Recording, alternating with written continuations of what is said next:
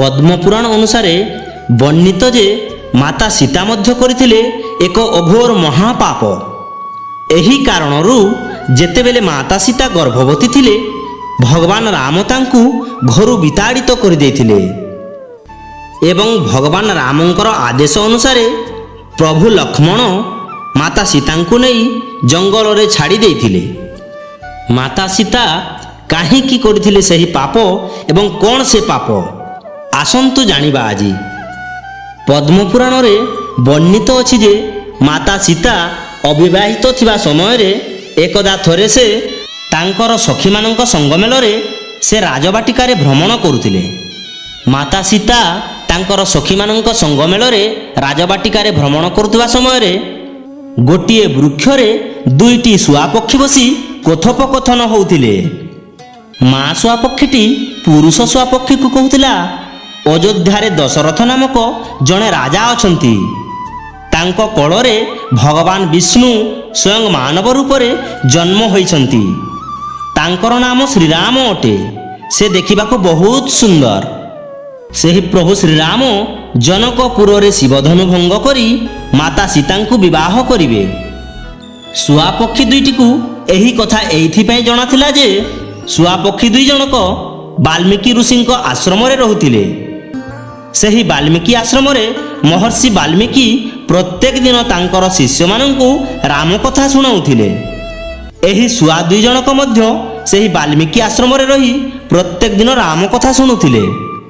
ଏହିପରି ଭାବରେ ଶୁଆପକ୍ଷୀ ଦୁଇ ଜଣ ଜନକ ରାଜାଙ୍କର ରାଜବାଟିକାରେ ଏକ ବୃକ୍ଷ ଉପରେ ବସି କଥୋପକଥନ ହେଉଥିଲେ। ସେହି ସମୟରେ ସୀତାମାତା ତାଙ୍କର ସଖୀମାନଙ୍କର ସଙ୍ଗମେଳରେ ବୁଲିବାକୁ ଯାଇଥିଲେ ସେହି ରାଜବାଟିକାକୁ।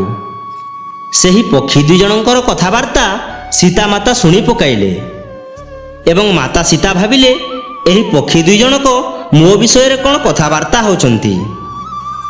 ଏଣେ ପକ୍ଷୀ ଦୁଇ ଜଣ ଭଗବାନଙ୍କ ଭକ୍ତି ଓ ପ୍ରେମରେ ବାନ୍ଧି ହୋଇ ସୀତାରାମଙ୍କର କଥା ଗୁଣଗାନ କରୁଛନ୍ତି। ସେହି ପକ୍ଷୀ ଦୁଇ ଜଣ ଭକ୍ତି ମାର୍ଗରେ ବାନ୍ଧି ହୋଇଥିବାରୁ ତାଙ୍କୁ ଅନ୍ୟ କିଛି ଦେଖାଯାଉନଥିଲା।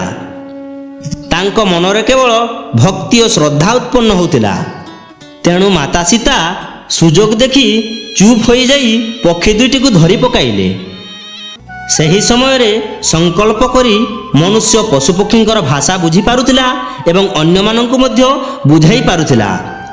ତେଣୁ ମାତା ସୀତା ପକ୍ଷୀ ଦୁଇଟିର କଥା ବୁଝିପାରି ପକ୍ଷୀ ଦୁଇଟିକୁ କହିଲେ, ତମେ ଦୁହେଁ ବହୁତ ସୁନ୍ଦର। ଦେଖ, ତମେ ଡର ନାହିଁ। ମୋତେ ସତ କଥା କୁହ, ତମେ କିଏ ଏବଂ କେଉଁଠୁ ଆସିଛ? ରାମ କିଏ ଓ ସୀତା କିଏ? ତୁମେମାନେ ତାଙ୍କୁ କିପରି ଜାଣିଲ? ତୁମେମାନେ କିଛି ଚିନ୍ତା କର ନାହିଁ, ମୁଁ ତୁମର କିଛି କ୍ଷତି କରିବି ନାହିଁ। ତୁମମାନଙ୍କର କଥା ମୋ ମନକୁ ଛୁଇଁ ନେଲା।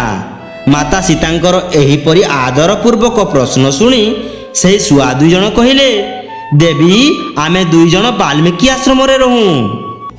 ମହର୍ଷି ବାଲ୍ମୀକି ତ୍ରିକାଳଦର୍ଶୀ ଅଟନ୍ତି। ସେ ତାଙ୍କର ଶିଷ୍ୟମାନଙ୍କୁ ରାମ କଥା ପ୍ରତ୍ୟେକ ଦିନ ଶୁଣାନ୍ତି। ରାମ କଥା ଶୁଣିବାକୁ ଅତି ମନଲୋଭା। ରାମଙ୍କର କଥା ଯିଏ ଶୁଣେ ତାର ମନ ପବିତ୍ର ହୋଇଯାଇଥାଏ। ଭଗବାନ ବିଷ୍ଣୁ ତାଙ୍କର ତେଜ ବଳରେ 4ଟି ଅଂଶରେ ପ୍ରକଟ ହେବେ।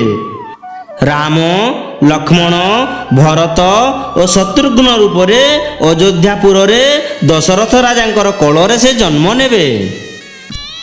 ଭଗବାନ ରାମ ବିଶ୍ୱାମିତ୍ର ଋଷିଙ୍କ ସାଙ୍ଗରେ ମିଥିଲାକୁ ଆସି ସେ ଶିବଧନୁ ଭାଙ୍ଗି ମାତା ସୀତାଙ୍କୁ ବିବାହ କରିବେ। ପକ୍ଷୀ ଦୁଇ ଜଣଙ୍କର କଥା ଶୁଣି ତାହାପରେ ମାତା ସୀତା ପଚାରିଲେ, ରାମଙ୍କର ଗୁଣ କିପରି? ରାମ ଦେଖିବାକୁ କିପରି? ମୋତେ ତାଙ୍କ ବିଷୟରେ କୁହ। ସୀତାଙ୍କର ଏହିପରି କଥା ଶୁଣି ମା ଶୁଆ ପକ୍ଷୀଟି ଜାଣିଗଲା ଯେ ଏ ହେଉଛନ୍ତି ମାତା ସୀତା। ତେଣୁ ସେ ସଙ୍ଗେ ସଙ୍ଗେ ମାତା ସୀତାଙ୍କର ଗୋଡ଼ ତଳେ ଯାଇ ପଡ଼ିଗଲା ଏବଂ ସେ ମାତା ସୀତାଙ୍କୁ କହିଲା, ଶ୍ରୀରାମଙ୍କର ମୁଖ ଦେଖିବାକୁ ପଦ୍ମଫୁଲ ପରି ସୁନ୍ଦର। ଗୁଣରେ ସେ ଶାନ୍ତ, ସରଳ ଓ ଦେଖିବାକୁ ଶ୍ୟାମଳ ବର୍ଣ୍ଣର।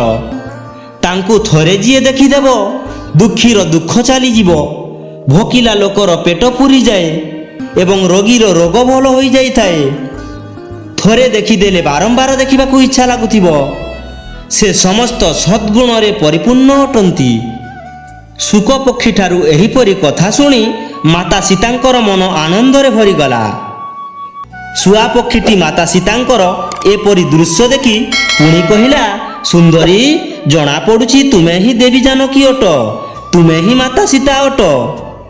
ସେଥିପାଇଁ ତୁମକୁ ନିଜ ସ୍ୱାମୀର ସୌନ୍ଦର୍ଯ୍ୟ, ବୀରତ୍ୱ ଓ ଗୁଣଗାନ ବିଷୟରେ ଶୁଣିବାକୁ ଭଲ ଲାଗୁଛି।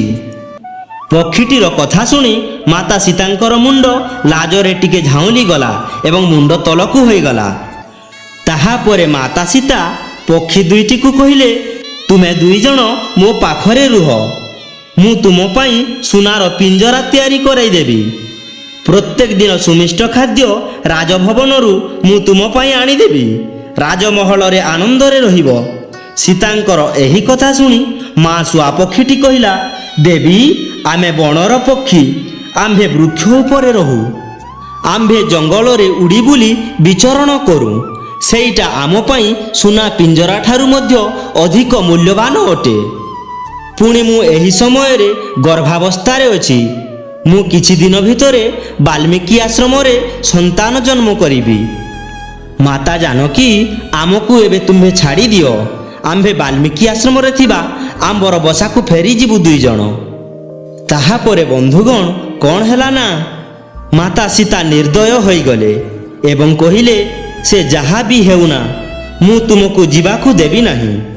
ମୁଁ ତୁମ ପାଇଁ ସୁନା ପଞ୍ଜୁରୀ ମଗାଉଛି।